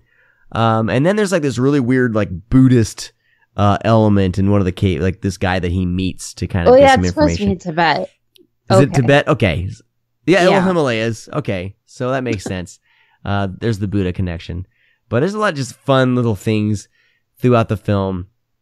If you don't spend your entire running time, the entire 90 minutes or whatever, wondering where the Yeti is, like I did, you'll probably enjoy this a bit. And that's why I think like maybe, like it's listed as Night of the Howling Beast and kind of other ones. I'm wondering if Scream Factory used this Werewolf and the Yeti just because it's a great title. But it's the one I would choose. Hall of the Mountain King is pretty good too, but it makes me think like it's going to be H.P. Lovecraft or something. I don't know if that would work. They chose wisely. Night of the Howling Beast sounds too generic, so I get it. But same with werewolves. Final question, and then we'll start wrapping up here. What were your thoughts on when we finally get to it, the werewolf versus Yeti scene? Did it leave you wanting a little bit? Or I can barely remember it, unfortunately. I hate saying that because I cannot overstate when easy sell I am. I am such a mark. Me too. Like, I am easy to please. And if I can barely remember a friggin' fight scene versus a werewolf and a Yeti, you dropped the ball. I'm sorry. Yeah. I'm sorry. I do love how all of these films just end. Like, that was very of the time period. You know what? Like all the Amicus horror, Hammer, you name it. Just whoop. Yep. Hey, the guy's dead. Guy's dead. Credits. The end. Guy's dead. He survived. Credits. Let's go. No setting, I no love setting that. up I another actually film. look forward to that. No like stinger, extra scene, setting up a sequel. No one's like walking that. off into the sunset. Yeah, I like thought it was him, right? All right, let's get some brandy. Boop. let's do it. We're done. We gotta figure out how to get off this mountain now. All right. So, all right, that's the films. Let's talk really quick, Stephanie, about the special features because, unfortunately, right now with my crazy schedule, I'm not able to. I mean, it's been like this the whole podcast. I'm never able to really dive into these special features the way I used to devour special features. You know, I would spend entire Saturdays and entire Sundays just going through special features on DVDs. Oh, me and, too. You know, I was now, you know, married kids, you know, it's kind of hard to even get things watched. So I kind of powered through this set. Not all of them have some special features. Some of them have, I think, let's see. 3 of the 5 have audio commentaries. Mm-hmm.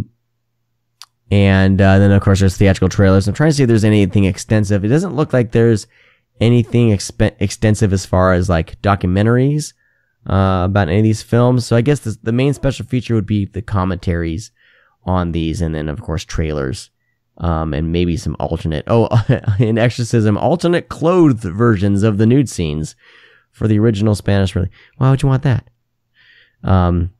Because you want that was on the DVD too. You just want everything. Okay, I guess. It's one of those things where you're not like, oh boy, the clothed version. But if it wasn't there, they'd get complaints about it. Well, that was on the DVD, so yeah. Okay. Should be here.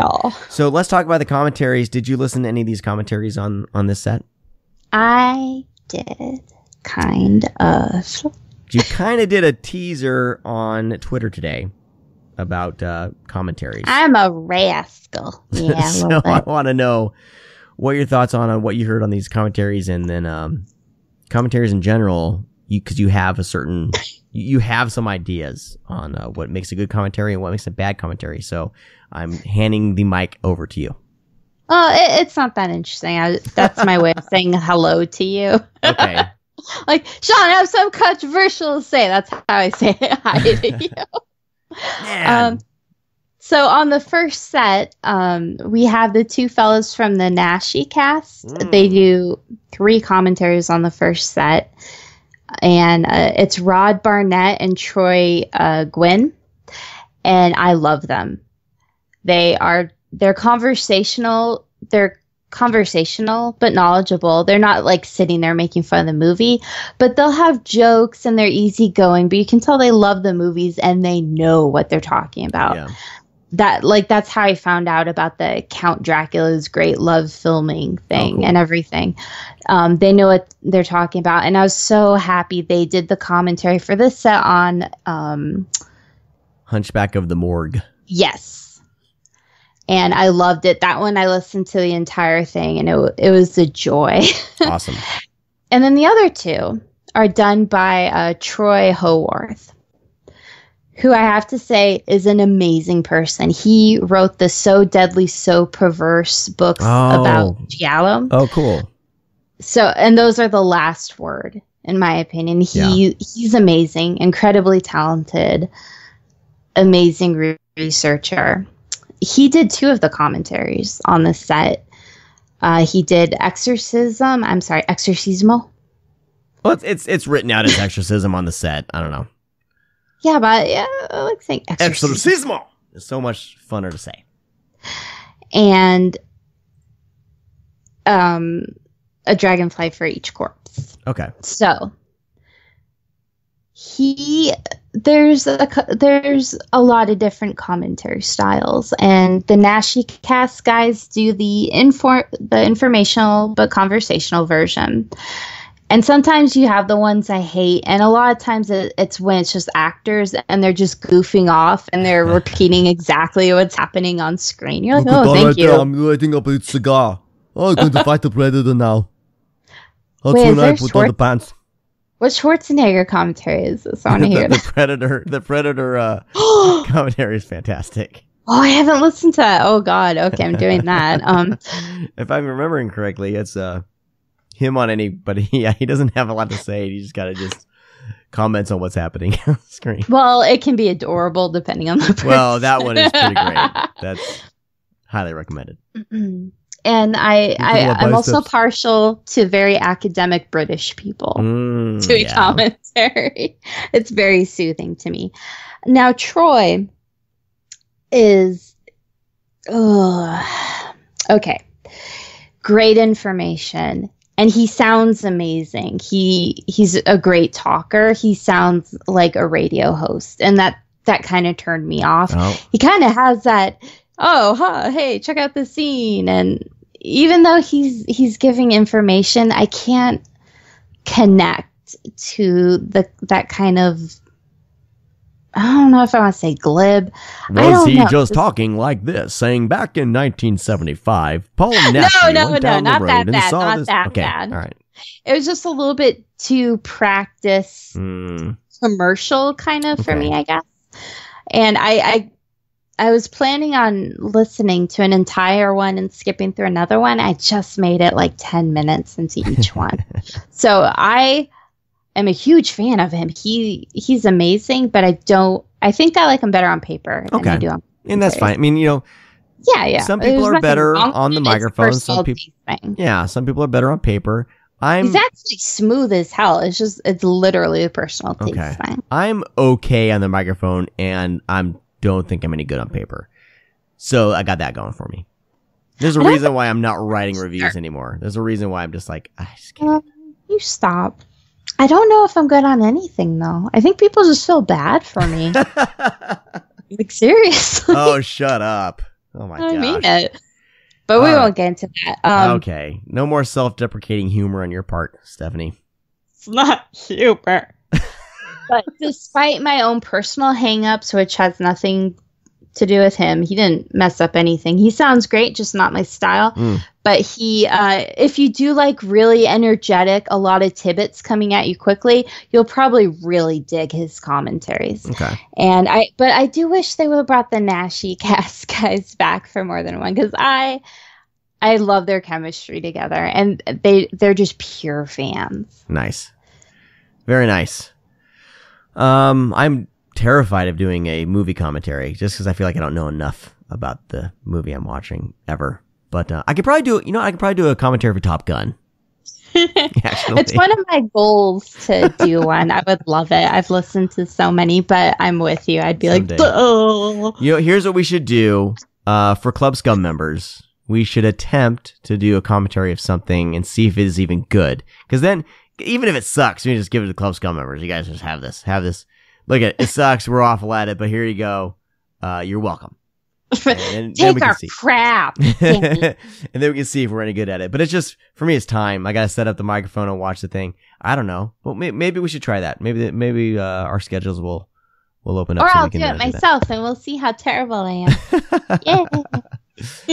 Awesome. Well, that is Scream Factory's set on Paul Naschy Part 2 collection. Let's Get Nashee Part 2. Oh, I'm sorry. I need to mention there's a great booklet in this one, just like in the first set, from Marek Lipinski. He runs the Latarnia forums, which are really cool, especially if you're into Euro horror.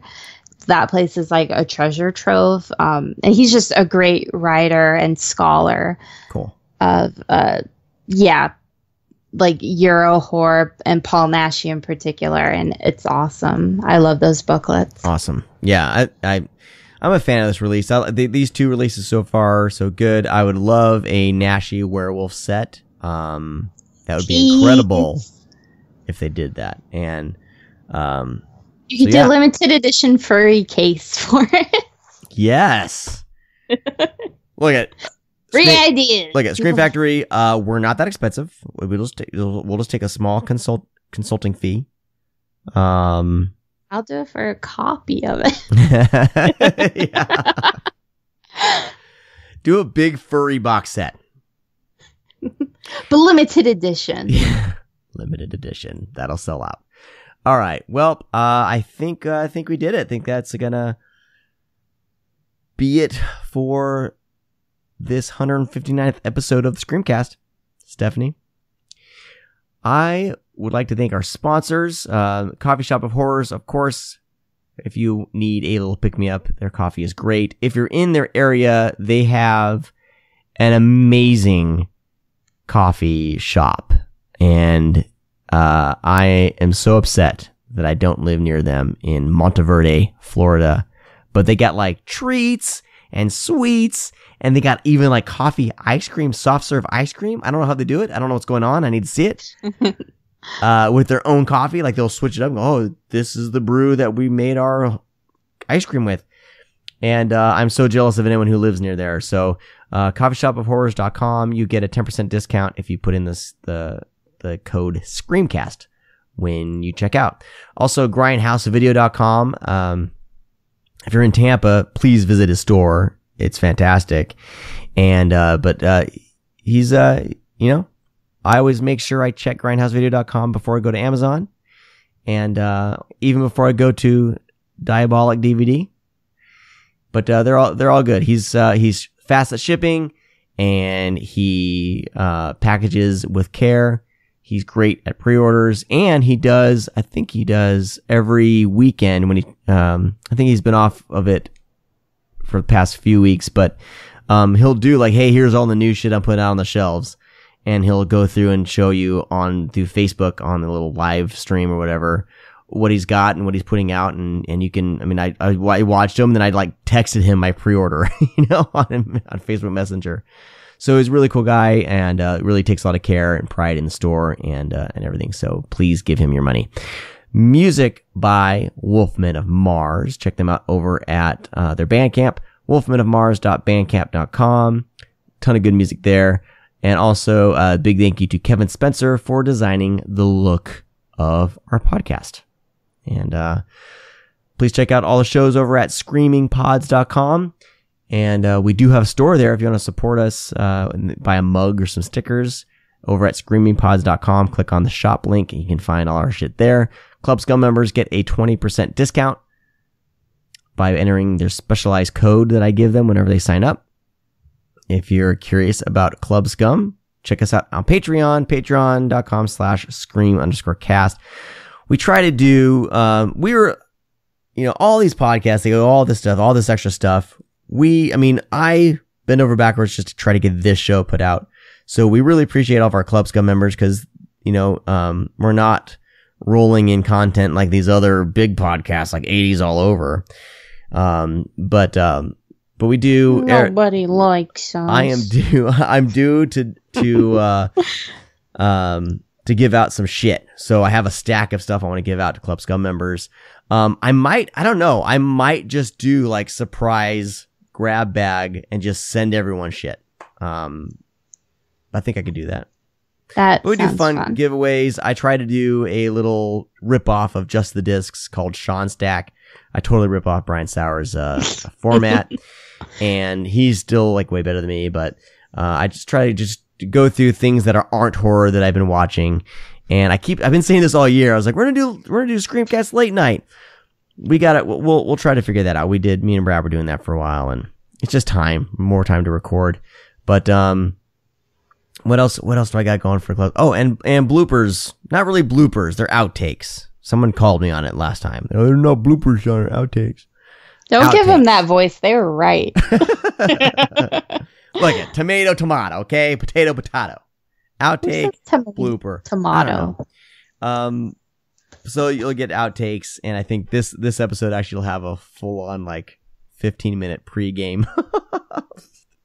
Stephanie and I just talking shit about Brad. I like our pre-show conversation. So we'll start putting that in, because I've been doing 3-minute kind of outtakes. I think I'll just start our, I don't know. We'll figure it out. But the Club Scum members, where am I going with all this? God, I'm so scatterbrained tonight. We want to thank you guys for, giving your hard-earned money to us and being members of Club Scum. Of course, everyone who signs up gets an awesome little membership card. So that's except my mom, apparently. Okay, I'm going to send it out. Is this Cindy? Cindy? Cindy. I have an aunt, Cindy. It's Carol. Carol. I knew it started with a C. Hi, Carol. I apologize. I'm an awful host.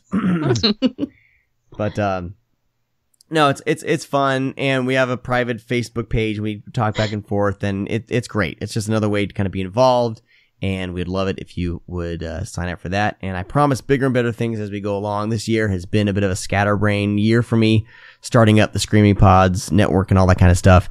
I know Brad texts me like every night, hey man, you want to play PUBG? It's like this video game, Player Undergrounds Battle Royale. And I have to say, no, man, no, not every night. No, I have things I'm doing. So Club Scum members, thank you for helping out with the show. I've rambled long enough. Stephanie, so we talked about the Tales from the Crypt stuff. Where else have you been appearing and writing this past few weeks? Nowhere, nothing. Just follow me on Twitter under Scrawfish. I finally did a dinky little website that collects everything I do in one place, and that's linked in my bio, and that's all I got. I'm a simple man. I'm just here to entertain the nice people. You were on the latest Just the Discs again. I was. I love that show. You and your buddy Brian. He treats me with respect. That's all I'm saying. He's the great guy. I almost had a chance to hang out with him over the weekend, but it didn't work out. Oh yeah, because it's San Diego Comic-Con. Yeah, because normally we do we've been doing a podcast meetup every year. This year, I think everyone's just busy this year. It didn't happen this year, but I'm going to work with Ryan Gallagher from the Criterion Cast and Brian Sauer and for next year. And I think we're going to try to really get something going. Every time I go, it's like we're all sitting there and yelling at each other, trying to talk. Because it's like the San Diego bars are ridiculous. Is it too much testosterone? Oh, noise? Okay. It's just loud. It's just everyone's there for Comic-Con and we can't talk. And it's like people that I only see once a year. You know, and we got the guys from Battleship Pretension are there. And it's like, I want to talk to these guys. And, you know, we just end up yelling across the table and everything and eating bar food. It's still great. So I want to make sure it happens next year. So listen. Anyway. Sean, 2018, we're all teetering on the edge of the hell mouth. Okay. And I think we all understand that. Yes. And it's okay. Yes. We're trying different types of medicinal products and just trying to get by. All right. That is going to do it for this week's show. And thank all of you for listening. Please find all of our other episodes over at thescreamcast.com. Drop us a line. We're on Twitter, scream_cast. Let us know what's up, and we'll talk to you next time. Bye. Bye. Oh, don't tell me you're leaving. The party's just begun.